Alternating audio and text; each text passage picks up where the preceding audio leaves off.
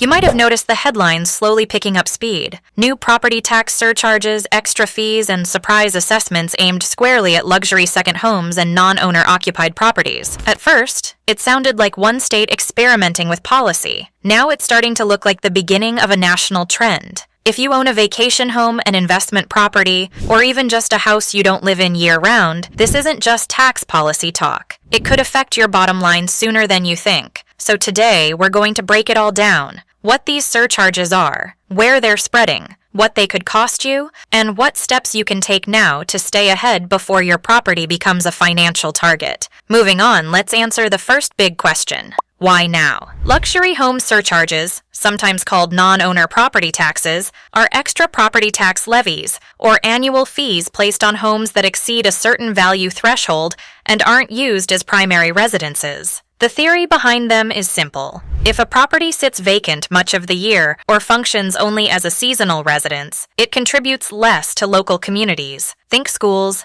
year-round businesses, neighborhood stability. Yet it still uses infrastructure and pushes housing prices up for locals. City councils and state lawmakers are looking at these homes and saying, okay, time to chip in more. But there's another reason this is happening: politics and pressure. Housing affordability is strained in many cities and resort towns. Property values are at record highs. Post-COVID, many people bought second homes during the remote work boom, but now some sit empty or barely used. Meanwhile, local governments are scrambling for revenue after commercial real estate values in downtown cores collapsed. That mix has created the perfect storm for lawmakers to pitch surcharges on high-value, low-use homes as both a revenue solution and a housing fairness measure. Rhode Island. The first domino falls. Let's talk about the state that set this ball rolling, Rhode Island. Under its new Non-Owner Occupied Property Tax Act, nicknamed the Taylor Swift tax in the media after reporters pointed out the pop star owns vacation property there, starting July 1st, 2026,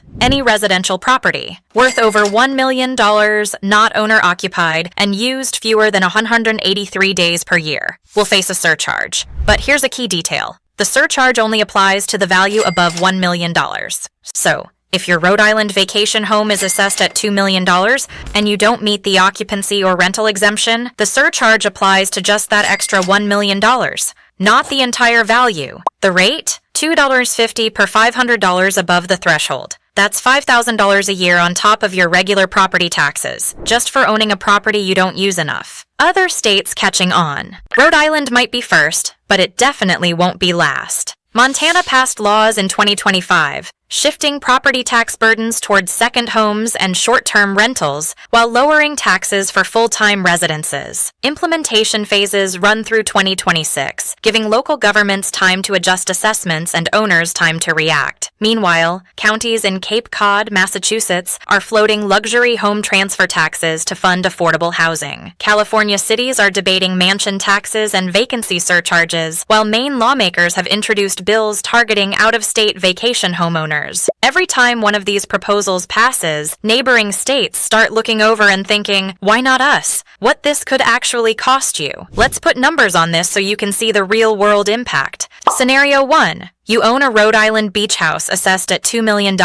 Only the $1 million above the threshold is taxed. At $2.50 per $500, that's $5,000 per year on top of standard property taxes, utilities, insurance, and maintenance. Scenario 2. A $1.5 million home under the same rules, about $2,500 extra per year. Scenario 3. Multiple properties in different states considering similar laws. Now you're stacking surcharges, each with its own exemptions, deadlines, and paperwork. And remember, Rhode Island's law adjusts the threshold annually for inflation. A house safe in 2026 might cross the line by 2028 without its value changing a dime, simply because local assessments rise. Hidden risks people aren't talking about. Now, here's where property owners get blindsided. First, the definition of owner-occupied. Rhode Island uses the 183-day rule. Fewer than that, surcharge time. But proving you spent enough days there means utility bills, travel records, maybe even affidavits.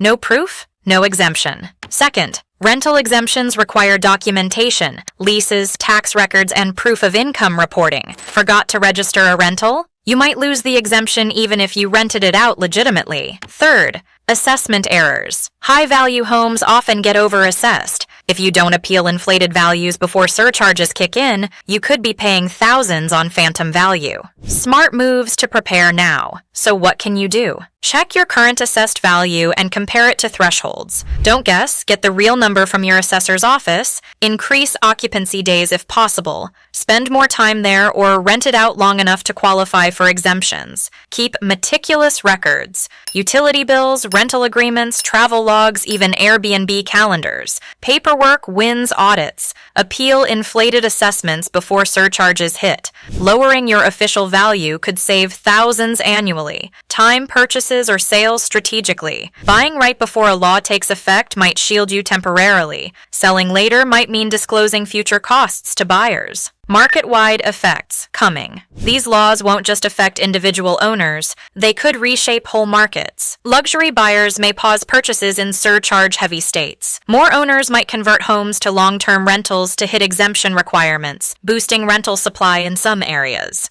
Lenders and appraisers will start factoring surcharges into carrying cost projections, affecting loans and valuations. Resale prices for second homes might dip if buyers expect higher annual costs baked into ownership. Also, watch your local assessment roll dates. Appeals often have strict deadlines. Luxury home surcharges on non-owner occupied properties are no longer a theory. They're the AW in some states and gaining traction in others. If you own property that's high value, part-time, or investment focused, your holding costs could rise dramatically in the next few years. We built a non-owner property surcharge impact at gavtax.com so you can plug in your property's value, location, and usage and instantly see potential costs and savings strategies. Subscribe, share this video with anyone thinking about buying a second home, and stay tuned.